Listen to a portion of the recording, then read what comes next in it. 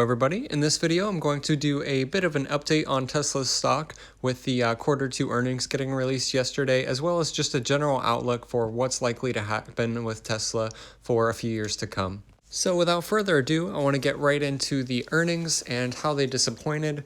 So analysts were expecting $6.44 billion of revenues, while the actual revenues were $6.35 billion. And I think when you're dealing with $6.35 billion of revenue missing by 0.09 is really not that big of a deal.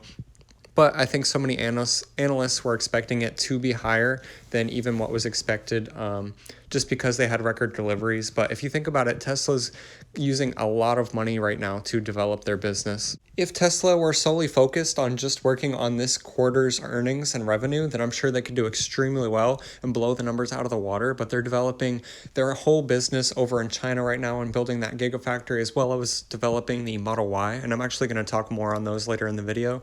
So they're spending a lot of money developing the business for the future. And then the adjusted loss was a much bigger miss, in my opinion, than the miss on revenue, because they lost $1.12 per share compared to 31 cents per share expected.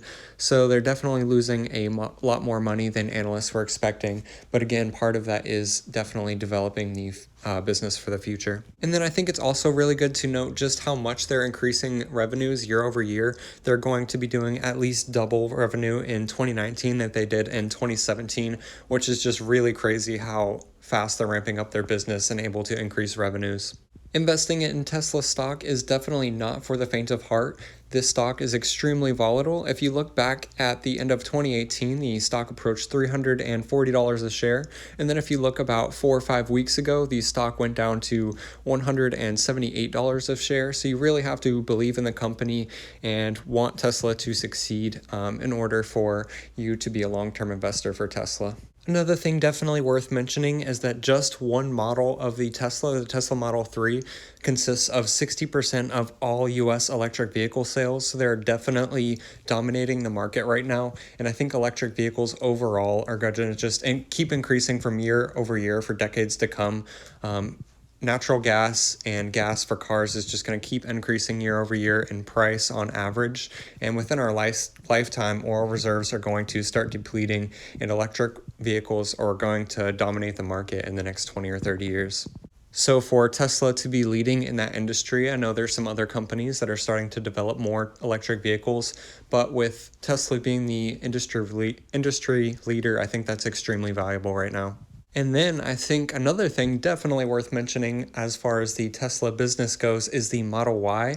I think Tesla Model Y sales are going to even be a lot better than Tesla Model 3 sales. And I don't have any hard statistics on why I think that is. It's just my intuition about it, I guess. If you think about it, the price is going to be so much lower. So a lot of blue collar workers and people that aren't making quite as much that can afford the Model 3s can be able to afford the Model Y when it comes out. And then I think people that already own the Model 3s or even something like the Tesla Roadster are also going to be purchasing a Model Y just because they can afford it relatively easily. As long as Tesla Model Y deliveries can go okay, I think the Model Y is very likely what is going to make Tesla profitable. Something not talked quite about as much when you're talking about Tesla is the Tesla semi-truck. The semi-truck is going to cost somewhere around $150,000, whereas the average brand new semi-truck costs somewhere around $110,000. So really not too expensive, and you're getting an electric vehicle truck. And I think there's really a lot of upside for companies' drivers to use the semi-truck from Tesla compared to a diesel truck, because diesel trucks spend so much on gas. And if you think about it, drivers are already sleeping in semi-trucks a lot of the time anyway, so they could really just sleep while at a charging station and charge it overnight. And the electricity cost would be something ridiculous, like 2% of the cost that a diesel truck would spend on diesel. So I really think that makes a whole lot of sense why companies will want their drivers to use the Tesla semi-truck over just about any other diesel truck. And then the last but definitely not least thing I wanted to talk about is the China Gigafactory, which is definitely expected to be finished by the end of 2019, which was just said in a tweet by Elon Musk just yesterday around when earnings were released.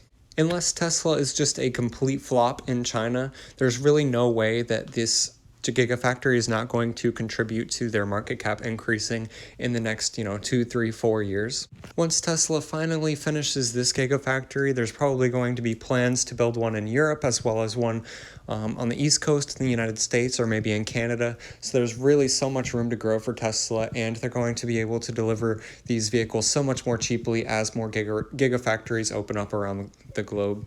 I really hope you enjoyed that quick stock update. Please come check out my channel for some other stock analysis videos pretty similar to this one. And thank you so much for watching. Subscribe for more content.